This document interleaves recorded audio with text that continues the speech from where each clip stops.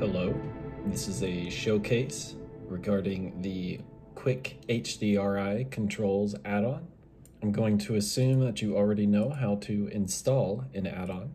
So you go into Preferences, ensure that it is enabled, and the first thing that you need to do is select an HDRI directory.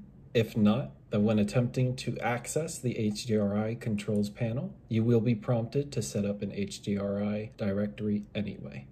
So go ahead, navigate, and select your HDRI folder directory, and we will come back to Preferences in a moment. Now, I'm going to go ahead and jump into rendered view, so that way we can see what the add-on is doing. In the top right-hand corner of the 3D viewport, you should see HDRI Controls. If you click on that, you will be prompted to now initialize HDRI system. Click on that, and the world will change to pink, and that is because it is waiting for us to select an HDRI. Now these are just the folders that I have HDRIs located in. I'll go ahead and choose one.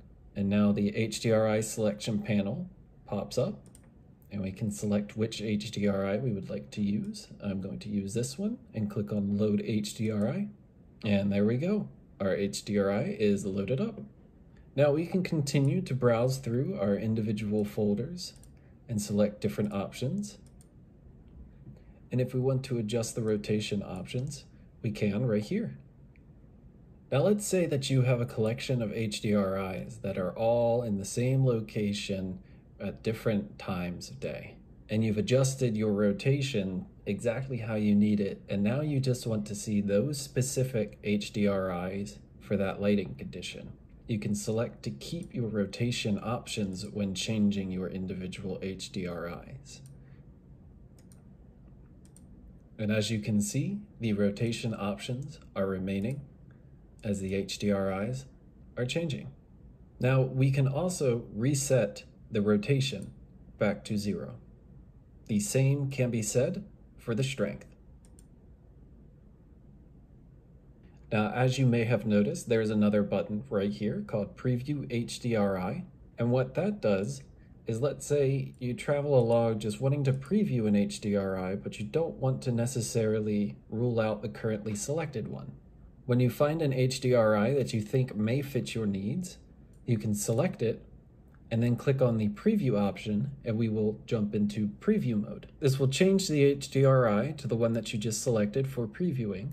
And in the HDRI controls panel, you now have the option to keep your HDRI that you've now selected to preview, or you can cancel. I don't want to do this one. Maybe I'll find another one. And the original HDRI is back. So now I'm going to look through again, see if I find one that I like. Do you know what? That one works. I'm going to preview it real quick just to make sure. Yep, I would say that one fits my needs. I'm going to go ahead and click on Keep HDRI. And now the HDRI is here to stay. Now I'm going to go ahead and jump back into solid mode, and we want to access the preferences.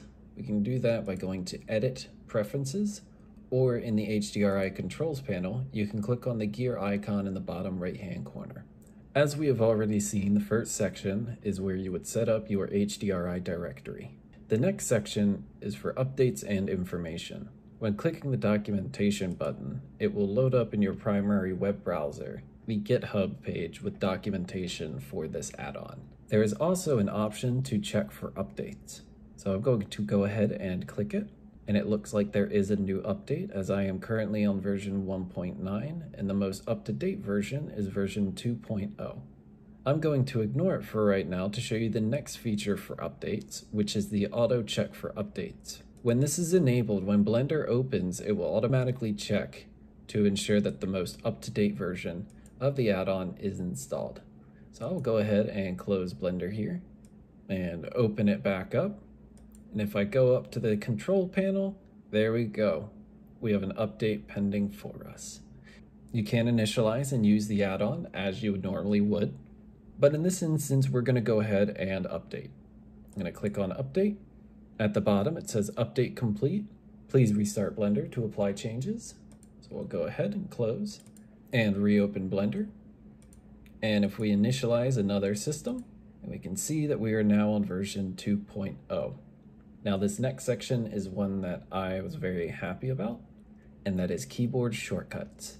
And anytime that you make a change or select a shortcut default, be sure to always click on Apply Shortcut Change. Now back in the 3D viewport, I'm going to jump into rendered view so that way we can see what we are doing. Now I'm going to go ahead and use my keyboard shortcut to bring up the HDRI control panel. Now since we do not have one initialized yet, we'll go ahead and initialize like we normally would. Now we can navigate through and change our HDRIs like we would in the upper right hand panel. Back in Preferences, our next section is the user interface settings. I'm not going to go in depth with these because they are going to be purely up to your preferences. Our next section is file filters and settings. Now the show full path in browser, when not enabled, it will simply show the name of the HDRI folder up in the folder browser. If you click on show full path in browser, when you are in the folder browser, your full file path will show for where your selected HDRI is located. We can also select which file types we would like to be included when we are searching through the folders. Our next option is the keep rotation when switching HDRIs. This is the exact same button that is on the panel, so clicking it will change it. Next we have display strength slider. When not checked, the strength will not appear, just in case you do not want to change that lighting. You can also change the max strength and the rotation increment for when rotating HDRIs. That is QuickHDRI Controls version 2.0. If you have any issues, please let me know through the GitHub. If there are any suggestions for what you would like to see in future updates, be sure to let me know as well, and I will see what I can do to get them developed for you.